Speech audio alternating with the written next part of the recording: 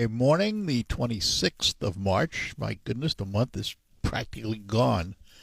It seems like yesterday we were talking about opening day for the hockey season for the Saginaw Spirit. I blinked, and this past Sunday was the final home game, regular season home game for the Saginaw Spirit. Starting tomorrow, it's playoff time. And with us to talk about it this morning is the president and general manager, the president and managing partner of the Saginaw Spirit. He is Craig Goslin. He wants nothing to do with the general manager. No, I do job. not. We got a guy that does that, Art. But yeah, no, thank you. It's been a great season, and the Memorial Cup energy and enthusiasm amongst the fans and the community, the players, it continues. It's miraculous. I don't remember a game where before the game seats were sold out, standing room was sold out for Sunday. That was unbelievable. Yeah, we've had a number of sellouts here recently, and the fans have been just. We have great fans. I mean, they just love the Spirit, and the Spirit loves them back. Speaking of the general manager, in a little while we will be joined by Dave Drinkle, who is the general manager. And then later on in the hour, we're going to be joined with somebody who I think should be in the Hall of Fame but is not. And that is the former Red Wing great and goalie, Chris Osgood, who is also a minority owner of the Saginaw Spirit. Yeah, Ozzy's going to join us. Drinks is right now at the OHL Cup in Toronto, and they're there, scouting. Our draft comes up here in just a couple of weeks. Couple of weeks, right? Yeah, and so they've got a great eye. We have an outstanding scouting staff. You look at how does Saginaw continue to repeat to be such a competitive team on the ice every year. It's got a lot to do with those scouts, and they got great eyes, and we have one of the best scouting staffs in the 60-team season. How many scouts does it take? Well, there's 8 of them, and then there's Dave 8? Drinkle. Yeah, and there's Dave Drinkle and Brian Prout. So there's 10 of them that are out there doing their thing, and we've through the years we've been able to attract the top scouts in our league, and we've plucked them away from other teams. It's sometimes the most not real popular thing, but hey, listen, it's a dog eat dog world here, and we've got kind of the cream of the crop of scouts, and really we have a great scouting staff and also a great coaching staff. It's a really great combination that turns into on the ice success. The thing about it, the same requirements that we have for skaters in terms of not their on-ice performance but their character off-ice. Yep. Has carried through to your hockey staff. Yeah, they all have the same thing. Well, it's the Dick Garber way, and the only thing that Dick and I really get involved in with the hockey operations is that when you're going to bring people into the organization, they're going to have talent and they're going to have character. They're going to have them both. If they don't have them both, they're not going to wear the crest of the Saginaw Spirit. Not going to be on the staff, and that resonates through the entire organization. And the players that come here got real high character kids, and the guy sitting next to them is the same way. So that creates this culture that we've really worked really hard on, Art. I mean, so you talk about creating culture in sports. It's quite a term, right? How do you create the long-term culture for championships and developing people? So we're not just trying to win hockey games. We're trying to develop these young men into successful people, and that's a big part of what we do. I mentioned, the hockey staff. One guy in particular stands out in my life because he taught me more about hockey than I ever thought I'd learn. Brian Prout was with the team in the very beginning. I mean, he left for a period of time. He's like a boomerang. Came back. Yeah. But that guy has taught me more about hockey in the first 2 years of the team than I ever thought I'd learn about hockey. Yeah, he's an encyclopedia, for he sure. He really is. Yeah. And I know he brings a lot of the players in. Who is a Barrie, Ontario call? Who do you think that is? That might be Dave Drinkle. Yeah. Might be Dave Drinkle. Yeah. All right, well, let's find out. Let's say good morning to Dave Drinkle, the general manager of the Saginaw Spirit. Dave, good morning. Whoops, just a minute, Dave. Why didn't I get you? There we go. Dave, good morning to you. Good morning, Art. How you doing? Hey, we're doing well. How are morning, you Drinks. doing? Doing well, thanks. How's the games looking, and how's the talent? A lot of talent. It's the last tournament of the year, really, for these young players to make an impression before the draft. So our last look at guys, and a lot of talent here for the draft for sure. That's Craig is here, and we were just talking about the fact the draft is in a couple of weeks. Yeah, how set is your draft card right now? We've got the draft picks in place, and we have a 1, 2, and 3, 2 4s. But there is some movement we can do up and down leading up into the draft. So we're looking to, explore all avenues, trying to figure out what players might fall in different ranges, see if it makes sense to move up and down the draft board. But we do have a lot of good picks early, and we're excited about the guys we're going to get because I think our scouts have done a great job identifying the talent we need to bring in, and more importantly, interviewing the young men that we're bringing into the organization, the community. So we feel like we're ready, and we're excited about it. Explain when you set up your draft card and the guys that you want to draft in that 1, 2, 3 spot. There's no guarantees they're still going to be there. So how deep do you go, and who's next? Yeah, you know what? We do a list of about 140 players altogether. We have a separate list for American players as well, and you got to do your homework on anybody, and everybody that you think might be on your list, because you just don't know. You could key on one guy, and he could be gone the pick before. It could be gone 5 picks before, etc. So you want to make sure you've done your homework on everybody, but more importantly, just, again, getting good people into the organization that can help breed the culture we've created here and help play our style on the ice as well. So a lot of homework's done. Our scouts work extremely hard. We start this list in July of every year. So once the draft's over, we start really working on next year's draft already, and a lot of prep goes into it. But I think you have to if you want to try to do what you need to do in the draft room. Let me ask both you and Craig a question about talent. If I said to you right now, Dave, are there any holes on the team? What's the number one position you have to fill right now?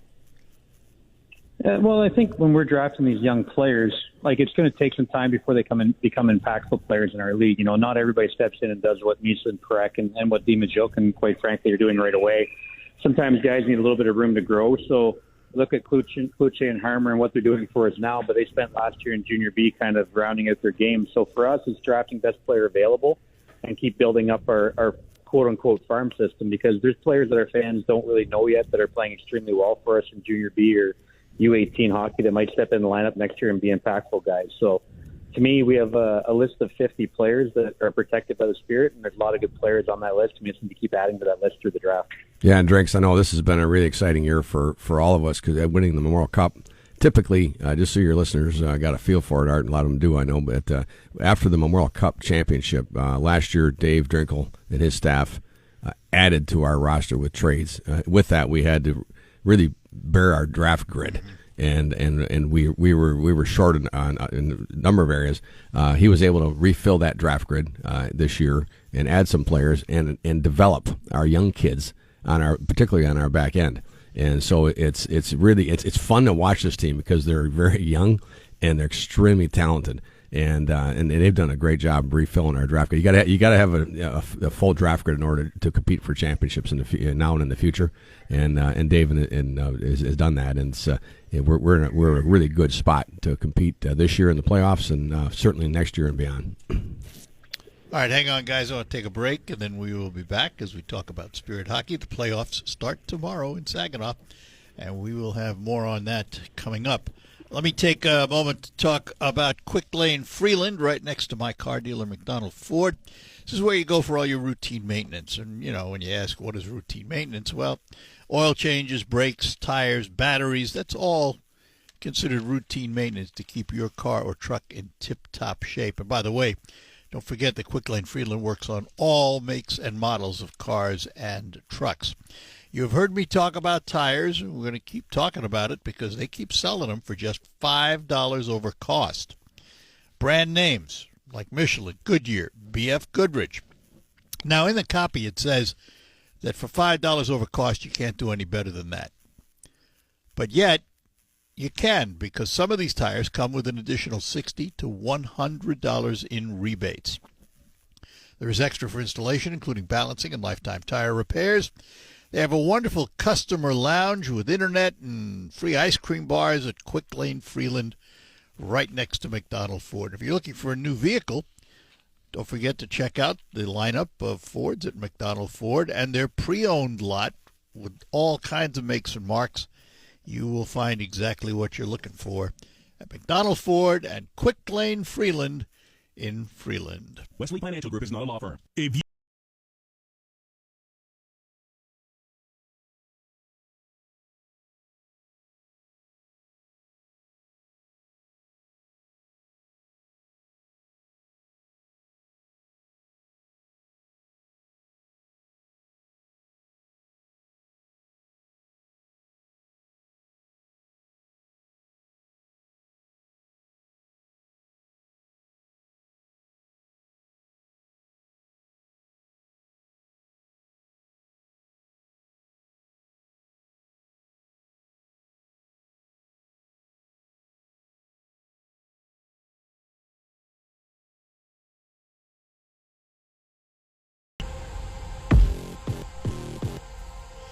All right, we're back with you on the Art Lewis Show. With me in studio is the president and managing partner of the Saginaw Spirit Hockey Club. He is Craig Goslin. On the phone from Barrie, Ontario, where he's been watching some more hockey. He is the general manager, Dave Drinkel, with us this morning. Dave, I hate to ask this question, but I have to. What's the health of the team going into the playoffs? Yeah, obviously this time of year there's always bumps and bruises on guys that are a little bit banged up. Unfortunately, probably won't have our full roster going into game one, but it's a good opportunity for guys to step up and our guys deal with a little adversity right away. So not the health we wanted right away going in the playoffs, but that's part of it. And it's up to guys to take roles that they wanted during the year and an opportunity for them to do so. If we take a look at our four top talents, if we look at Misa, Chernisov, Epperson, Parekh, they're in good shape right now, aren't they? Yeah, they are. They're all going to be playing game one. I know this time of year, I don't know if anybody's in 100% shape. That's kind of for the summertime when they get back to full health. But heading into game one, those four players are going to be good to go. And we're going to be leaning on those guys a lot, especially special team wise. Our power play needs to definitely produce for us to beat a strong Erie team, and they got a lot of firepower as well. So it should be an entertaining series for everybody. And they have some guys out too, don't they? I mean, that's typical this time of year, isn't it? They do, yeah. We don't know. They hold their cards a little tighter to the vest right now, but we do think that they're going to be missing a couple players heading into the weekend as well. So they're big pieces of their lineup as well. So again, everybody's kind of the same boat this time of year. Depth, talent, and the coaching is going to be a big part of it, and special teams like you talked about. So definitely looking forward to tomorrow night. We played them even up this year, 2-2. If you had to put these two teams side by side, how do they match up? I think very evenly, to be honest. I think looking at the start of the year, when you kind of evaluate rosters, I really thought that Erie would have a really good team. It's a really strong team. I know they had some ups and downs and some adversity themselves throughout the year in terms of injury and some other things happening, but there's a lot of talent on that team. Malcolm Spence, Simmons, Alfano. They got a lot of guys that can beat you up front. Mizak, a lot of talent, especially, again, on the power play. They got a strong group of guys that can put out there. So we need to focus in on trying to, take care of our game, our own end, tighten some things up. But I really think it's going to be an even series throughout round one. Hey, Drinks, talk a little bit about the draft eligibles that are in this series. We've got 3 players that are going to go in the first round of the NHL draft that are playing in this series, maybe 4 with Epperson. And then, of course, you got Cloutier and Harmer and Jones, others that are going to be drafted. But, discuss that a little bit. Give us a kind of the light on that matter. Yeah, it's actually going to be a very heavily scouted series. It's a good point, Craig. You're looking at Michael Misa and Matthew Schaefer. They're both ranked, top 2, top 3 for the NHL draft. And, time will tell if Schaefer's going to be in the playoffs or not with Erie, with a broken collarbone. But Malcolm Spence is ranked to be a first-round pick. He was drafted number 2 in our draft behind Michael in their draft year. And then, like Christian Epperson and Cloutier, Harmer, Glavin, Valeris, these are all guys that scouts are coming to get good looks at. And this time of year, it's an important time of year for our players to make a last impression on these scouts. And a lot of guys, they followed them all year and they've seen what they can do during the regular season. But when games get tighter in the playoffs, they want to rise into the tougher games, the challenge, the adversity, battle through injuries, etc. And it's going to be a very, very heavily scouted series and one that scouts are going to want to come watch play. Drinks, let me ask about the interaction with scouts that maybe you and Laz have. Do they ask you about these players? Do they seek your counsel on this? Yeah, all year long.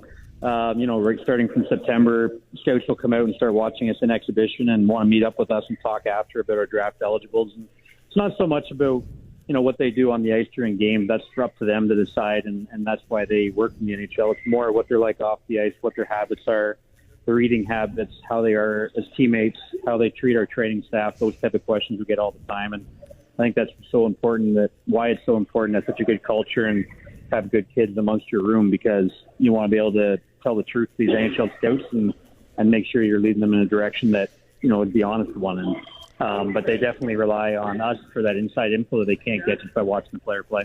Let me ask what happens after they're drafted. By that I mean, let's take a look at Zane Parekh. He was drafted, went to the camps. They sent him back down for some development. Did the NHL teams give you an indication of what they're looking for in terms of his future and how to develop him?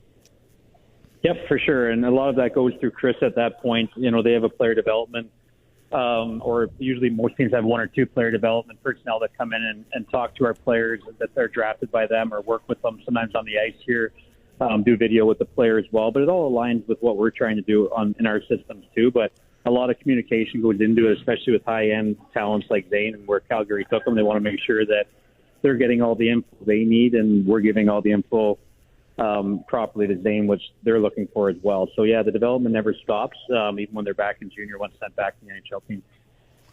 Given the right now injury list for the Saginaw Spirit, does that change the way Laz has to structure the game? Yes and no. I think you kind of structure in playoffs to the team that you're playing.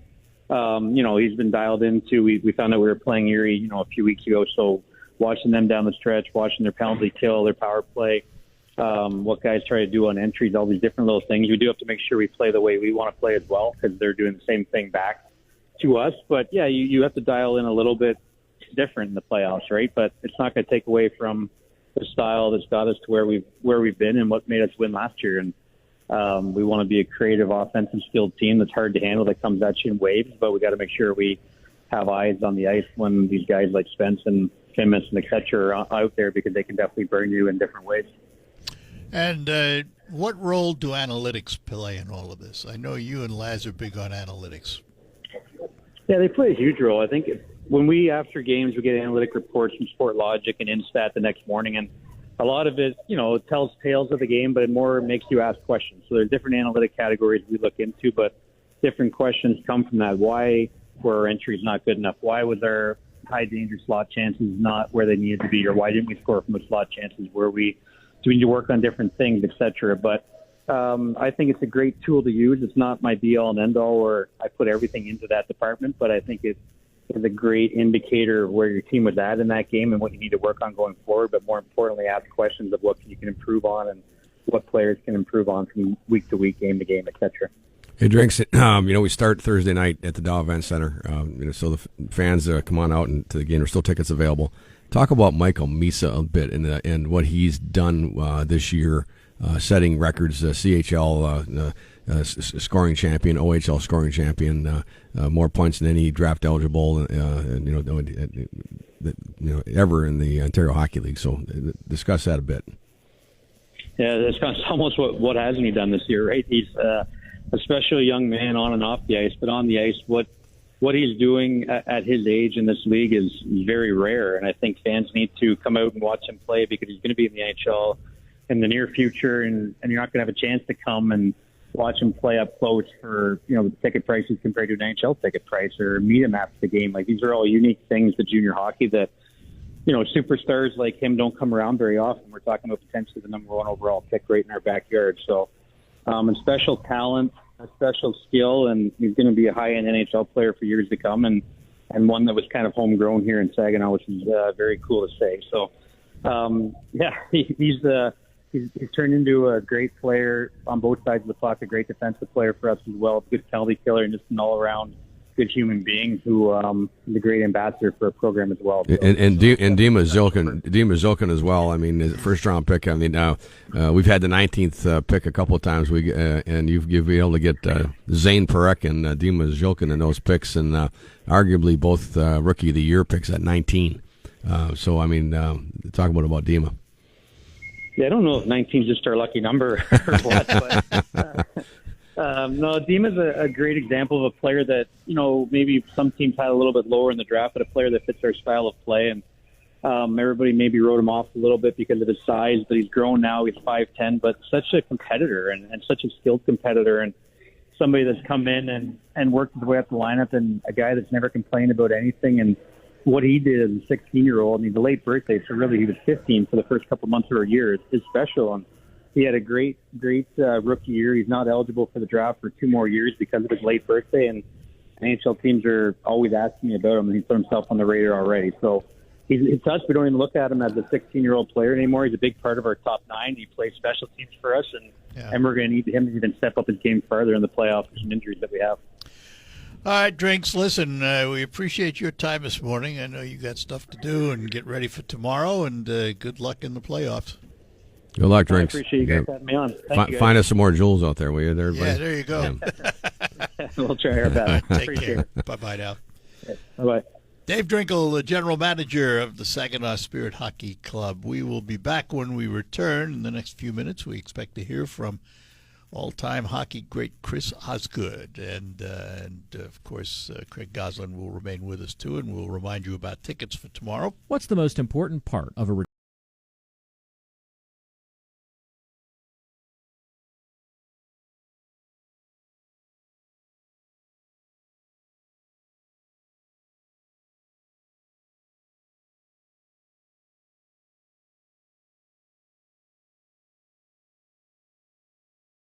courtesy Stormmaster Exteriors. And from the Stormmaster Exteriors studios, this is WSGW.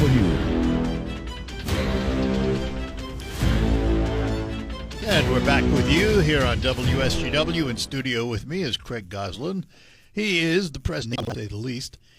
Belongs in the Hall of Fame, in my opinion. No question about it. And one of the most outstanding goalies ever to put the pads on and play the game with the Detroit Red Wings. We say good morning to the hockey legend, Chris Osgood. Figured I better say it before he does. Yeah. Good morning. It's great to be on. I usually get more time to prepare, but Goose gave me a quick call this morning. Wonder if I come on with the great Art. So I said, Jesus. Absolutely. I don't know if I'll be at 100%, but I'll try my best. So your listeners understand, Ozzy calls Art the legend. Yeah. So he is the legend. Well, listen, Ozzy, I have to ask, we're going into the playoffs tomorrow. How important is the goalie to a team? Always, you got to think always. Goaltending, obviously being one myself, it's you like to downplay it sometimes, or you say, oh, if you're a goaltender, you're just going up against the other guy. The goaltending is the number one thing for a team in the playoffs, without a doubt. It's employed differently now than it used to be. It used to be this one guy, even in the National Hockey League. Now you'll see possibly 2 in a playoff run, which you saw with us last year when we ended up winning the Memorial Cup. But to me, if you want to go on a long run, you got to have a hot goalie, whether it's your 1A or your 1B. And with us, obviously, starting up against Erie, and then you continue to go on and possibly playing London next, goaltending is going to be a premium, and it has to be solid.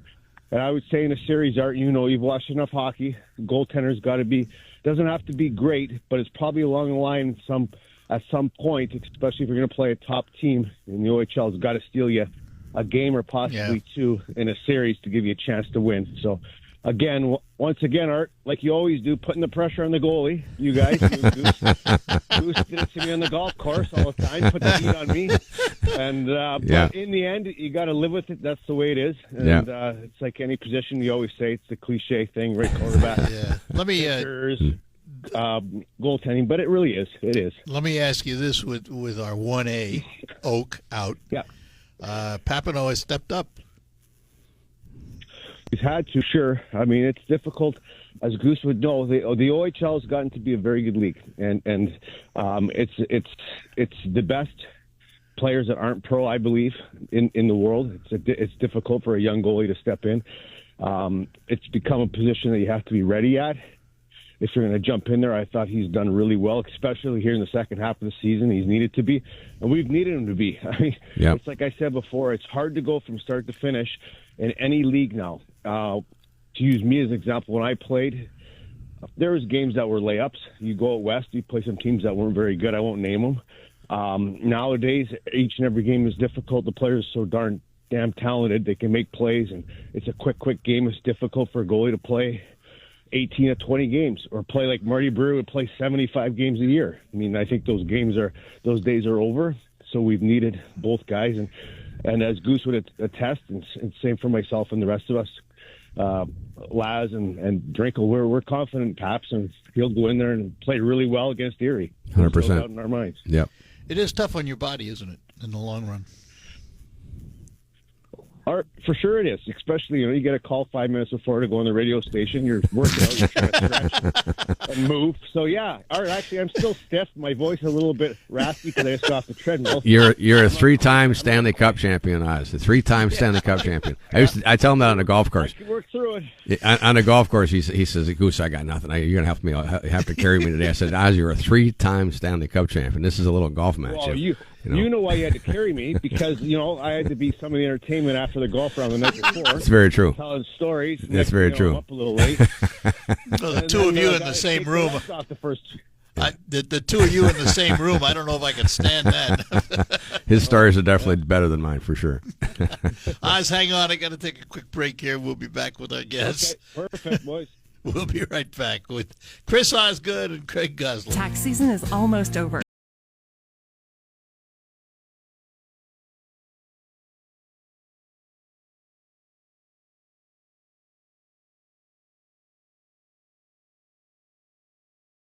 Show. Craig Gosling in studio from the Saginaw Spirit, and with us on the phone is hockey great Chris Osgood. And Chris, not only hockey great in terms of his performance on the ice as a goalie for the Detroit Red Wings, but now he has transformed himself into a broadcaster.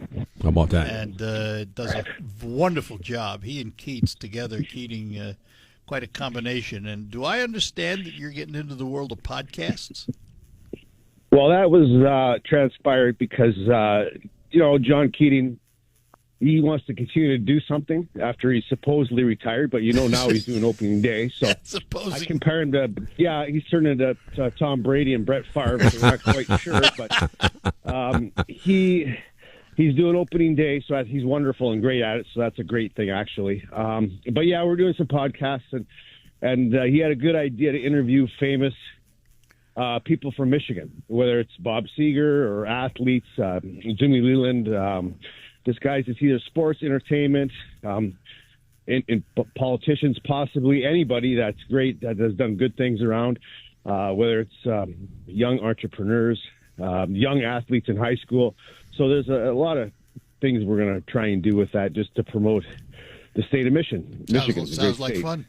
So Art, you're on the list, but you're behind Madonna, and you're behind Kid Rock, and you're behind Kurt Gibson. We'll get you on eventually, Art. Good, thanks. I'm not sure how he got behind that group right there. Art belongs ahead of them all. I know. I posted my hair. I gave it to John Keating about it. He wasn't understanding, but after this show, he's going to know exactly what I was talking about.